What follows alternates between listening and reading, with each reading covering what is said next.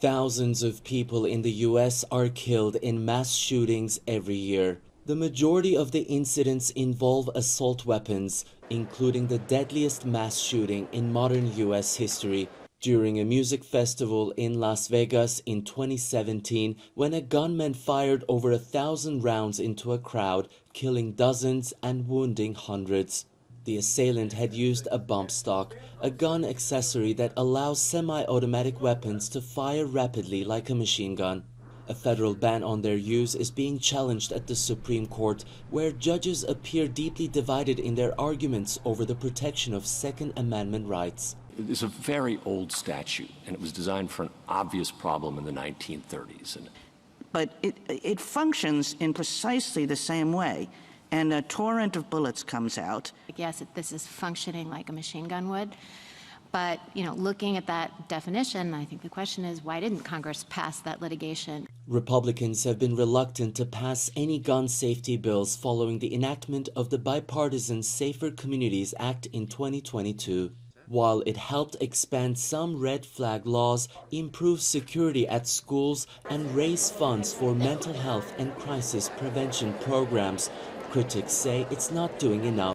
There's no other issue where you have 85% of Americans supporting an issue and Congress doesn't take action. 85% of Americans support universal background checks. In the absence of federal gun legislation, 14 states and Washington, D.C. have their own legislations banning large-capacity magazines, but they're facing court challenges. Legislations in both California and New York aiming to limit concealed handguns in public have been struck down by courts, and the U.S. president has publicly expressed his disappointment. How much more carnage are we willing to accept? How many more innocent American lives must be taken before we say enough, enough?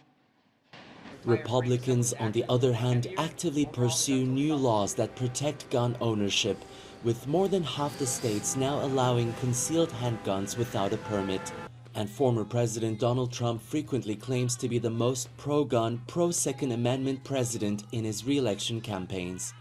Perhaps worst of all, even as they turn America into a crime-ridden, gang-infested, terror-filled dumping ground, Joe Biden and his thugs will do everything in their power to confiscate your guns and annihilate your God-given right to self-defense. You have a right to self-defense. You've always had that right. The outcome of both local and general elections this year could have far-reaching implications for the future of gun legislation and public safety in the United States. Ediz Tiyansan, CGTN, Los Angeles.